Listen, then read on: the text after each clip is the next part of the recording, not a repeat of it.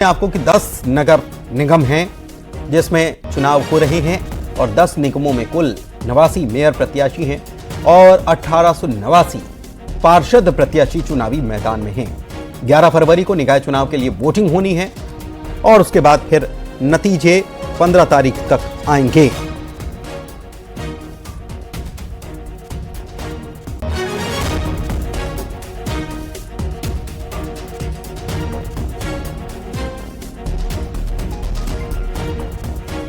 तो 10 निगम हैं जिन पर बीजेपी कांग्रेस दोनों अपना जोर दिखा रही हैं। हालांकि एक में तो कांग्रेस का पर्चा ही रद्द हो गया था।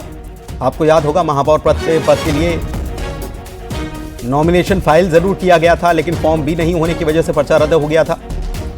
दूसरी तरफ 10 निगमों में कुल 79 मेयर प्रत्याशी हैं और 1889 पार्षद प्रत्याशी जो कि चुनावी मैदान में हैं और रात 12 बजे लिमिट है प्रचार करने की। उसके बाद प्रचार थम जाना है। हालांकि 10 बजे तक ही लाउड स्पीकर की परमिशन दी गई है। इधर रायपुर नगर निगम के लिए बीजेपी ने अलग से अपना घोषणा पत्र जारी कर दिया है। सांसद बृजमोहन अग्रवाल ने यह घोषणा पत्र जारी किया जिसमें 41 मुद्दों को शामिल किया गया। इस मौके पर मंत्री रामविचार नेताम, विधायक राजेश मुणत, सुनील सोनी समेत कई नेता मौजूद थे। आपको बता दें कि इससे पहले निकाय चुनाव के लिए बीजेपी ने संकल्प पत्र जारी कर चुकी है। मुख्य मुकाबला बीजेपी की मीनल चौबे और कांग्रेस की दीप्ति दुबे के बीच यहां पर माना जा रहा है।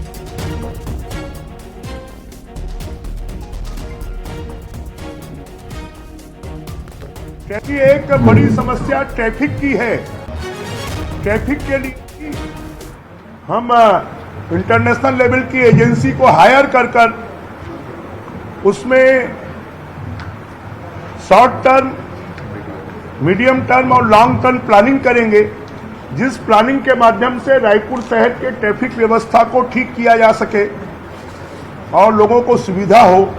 इसकी भी हमारी कोशिश होगी, क्योंकि आपने देखा है कि पहले ही प्रदेश की सरकार ने केंद्र में सड़क परिवहन मंत्री जी से बात कर 3-4 जगह पर रायपुर शहर में फ्लाईओवर, सर्किल फ्लाईओवर, बाईपास सड़कें बनाने की स्वीकृति मिली है और हमने बात कर और भी स्वीकृतियां मिले, जिससे कि रायपुर शहर का ट्रैफिक व्यवस्था को ठीक।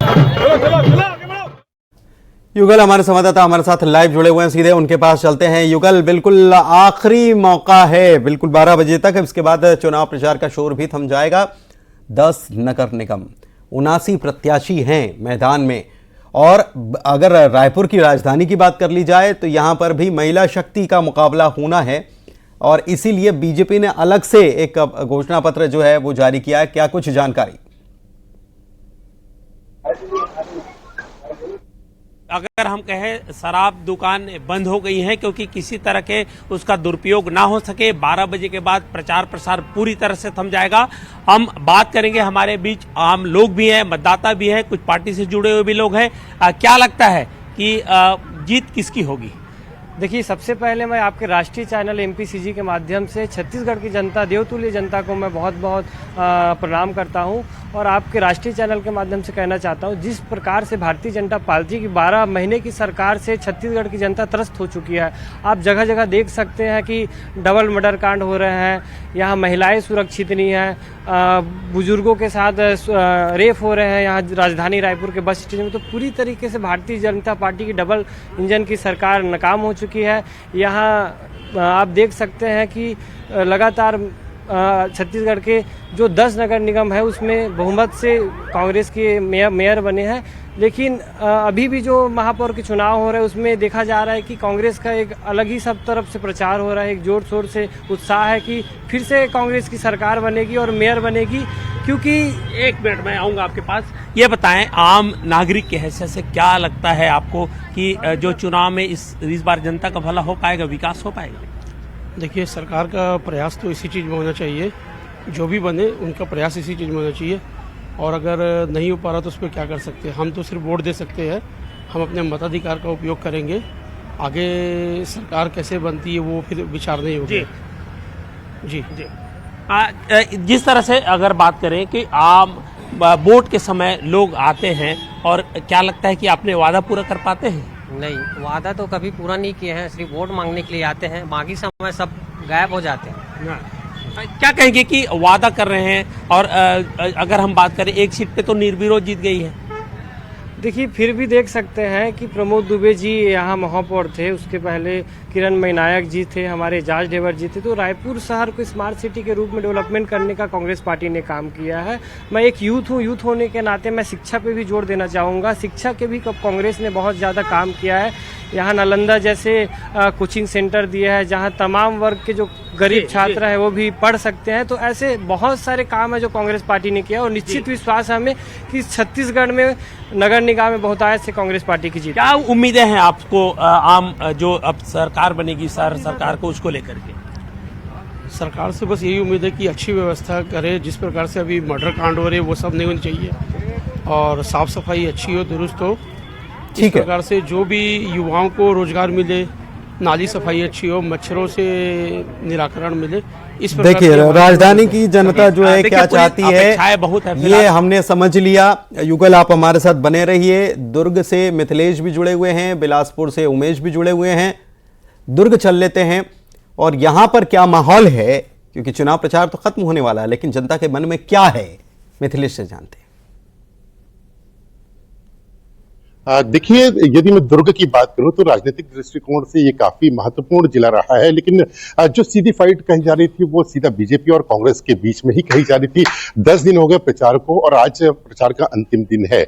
लेकिन जिस तरह से ये नजर आना चाहिए था कांग्रेस में, वो कहीं ना कहीं नजर नहीं आया और पूरी तरह से कांग्रेस पार्टी जो है बिखराव की स्थिति में रही है और कांग्रेस वही बीजेपी की बात किया जाए तो पूरी तरह से मजबूत रही है। लोगों का ये कहना है कि जिस तरह से केंद्र में सरकार है, राज्य में सरकार है, उसी तरह से शहर में भी बीजेपी की सरकार होगी तो ट्रिपल इंजन की तरह यहाँ पर काम होगा। और यही वजह है कि कहीं ना कहीं लोगों का जो रुझान है वो बीजेपी की ओर अधिक नजर आया था और पूरी शक्ति के साथ, पूरी एकजुटता के साथ में बीजेपी जो है इस बार चुनाव में नजर आई। तमाम संगठन के बड़े नेतागण भी यहाँ पर डेरा डाले रहे। वहीं दूसरी ओर कांग्रेस जो है वो पूरी तरह से बिखराव की स्थिति में रही। यहाँ पर कोई भी बड़े नेताओं का दौरा नहीं हुआ और कहीं ना कहीं जो संगठन की जो शक्ति की जो बात होती है वो शक्ति कहीं ना कहीं पूरी तरह से बिखरी हुई नजर आई। अब ऐसे में देखने वाली बात यह है कि किस तरह से आम मतदाताओं का रुझान होगा। लेकिन ये जरूर है कि लोग जो भी जनप्रतिनिधि को चुनेंगे बस उससे एक ही बात चाहते हैं कि जो शहर जो है वो आगे बढ़े, जो तमाम मूलभूत सुविधाएं वो लोगों को नसीब हो और शहर को जो है एक जिस तरह से दुर्ग जो है काफी पुराना। ठीक है, बिलासपुर भी जाते हैं, समय की थोड़ी सी कमी है, बिलासपुर भी चलते हैं। उमेश से जानते हैं कि क्या कुछ चुनावी माहौल। उमेश। देखिए पुनीत जी, बिलासपुर में पूरे जोर शोर से राजनीतिक दल जो है वो जनता के बीच पहुंच रहे हैं और अपनी बातों को रख रहे हैं, अपने वादों को पूरा करने की बात कर रहे हैं। पर जनता भी समझदार है। बिलासपुर की बात करें तो बिलासपुर में 5,06,000 वोटर्स है, जिसमें सबसे अधिक जो भूमिका निभाने वाले हैं वो महिला वोटर्स निभाने वाले हैं। यहां पर लगभग 2,51,000 जो है महिला वोटर्स है। तो उनको लुभाने के लिए जो आप अगर देखेंगे तो जो वादे किए गए हैं दोनों पार्टियों की तरफ से, महिलाओं का उत्थान करना, उन्हें सशक्तिकरण, उन्हें रोजगार, स्वरोजगार देना, तमाम तरह के जो वादे हैं वो किए गए हैं। लेकिन अब जनता का मूड किसके पक्ष में है, किसे वो वोट करेगी, ये फिलहाल बहुत कम समय बचा है। 11 तारीख को मतदान होना है, सुबह से मतदान होना है तो स्पष्ट हो जाएगा। उसके बाद अगर हम कहें तो बिलासपुर में बहुत सारे मुद्दे हैं। ग्रामीण क्षेत्र है, 17 वार्ड जुड़े थे। यहां पर मूलभूत सुविधाओं के लिए लगातार मांगे उठती रही है। 5 साल कांग्रेस की सरकार रही है, अप्रत्यक्ष रूप से यहां पर महापौर चुना गया था। उसको लेकर लगातार जो पिछड़ा हुआ इलाका रहा है 17 वार्ड, वहां पर काम पूरे नहीं हुए थे, तो वो भी एक बड़ा मुद्दा है। इसी मुद्दे कई सारे बड़े मुद्दे हैं, जनता के दिमाग में सब कुछ है। रायपुर एक बार फिर से चलते हैं क्योंकि वहां पर तो जनता भी मौजूद है। जी युगल। बिल्कुल, देखिए हम बात करेंगे कि लगातार यही देखा जाता है कि राजधानी है, मेट्रो इसको बड़े शहर के रूप में देखा जाता है, स्मार्ट सिटी कहते हैं। क्या विकसित लगता है आपको? देखिए, छत्तीसगढ़ राज्य के स्थापित होने के बाद लगातार राजधानी रायपुर एक स्मार्ट सिटी के रूप में डेवलपमेंट हो रही है।